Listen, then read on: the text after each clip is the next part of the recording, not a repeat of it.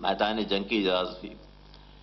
اس کے بعد یہ دونوں بچے میدان میں آئے اور بڑے اور چھوٹے بھائی نے کہا کہ چلو ہم دونوں لیفٹ ونگ اور رائٹ ونگ پر حملہ کرتے ہیں، میمنہ اور میسرہ پر حملہ کرتے ہیں، تو دونوں میمنے اور میسرے پر حملہ کرتے ہیں۔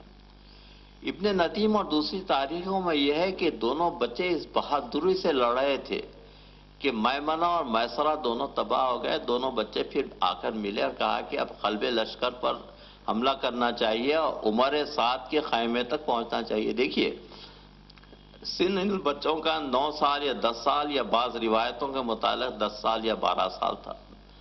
ان چھوٹی عمروں کے باوجود خون کی تاثیر کے چاہ رہے تھے کہ عمر سعد کے خیمے تک جائیں۔ عمر سعد کے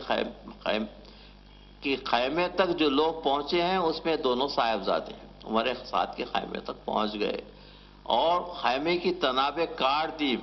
تو عمر سعد نے لشکر سے مخاطب ہو کر کہا کہ تم لوگوں کو شرم نہیں آتی کہ 2 بچے ہمارے لیفٹ ونگ اور رائٹ ونگ کو دونوں کو تباہ کر چکے ہیں اور اس کے بعد وہ قلب لشکر پر حملہ کر رہے ہیں، جا کر ان بچوں کا کام تمام کر۔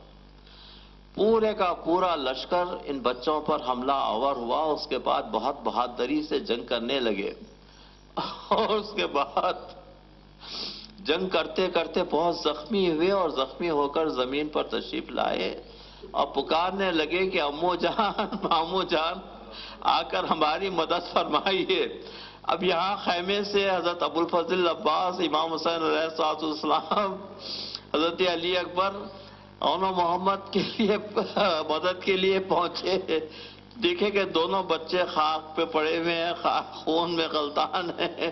بچوں نے آنکھیں کھول لی تو جناب عباس نے ایک بچے کو گود میں اٹھا لیا، امام حسین علیہ السلام نے تو دوسرے بچے کو گود میں اٹھا لیا، کہا کہ مامو جان ہم آپ سے ایک بات پوچھنا چاہتے ہیں، آپ یہ بتائیے کہ کیا ہمارا رخ فرات کی طرف تو نہیں ہے؟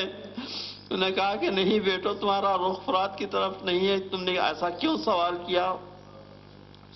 تو فرمانے لگے، کہنے لگے کہ مامو جان ہم نے ماں سے وعدہ کیا تھا کہ لڑتے لڑتے ہم فرات تک نہیں جائیں کیونکہ خیمے میں علی اصغر پیاسا ہے۔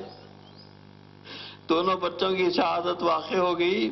اب یہ دونوں ناشے خیمے میں، ایک امام حسین علیہ السلام کی گود میں اور دوسرا جناب عباس کی گود میں، جناب زینب کے خیمے میں داخل ہوئے۔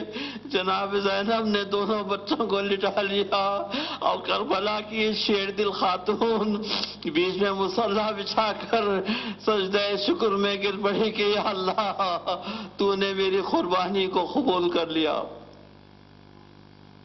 سيعلم الذين ظلموا أي منقلب ينقلبون إلهي قلبي محجوب ونفسي معيوب عقلي مغلوب هوائي غالب تواتي قليل ومعصيتي كثير لساني مقر بالذنوب فكيف حيلتي يا ستار العيوب كشاف الغرور اغفر ذنوبي كلها بحرمة محمد رضي الطاهرين يا غفار يا غفار يا غفار برحمتك يا ارحم الراحمين۔ ماتم حسین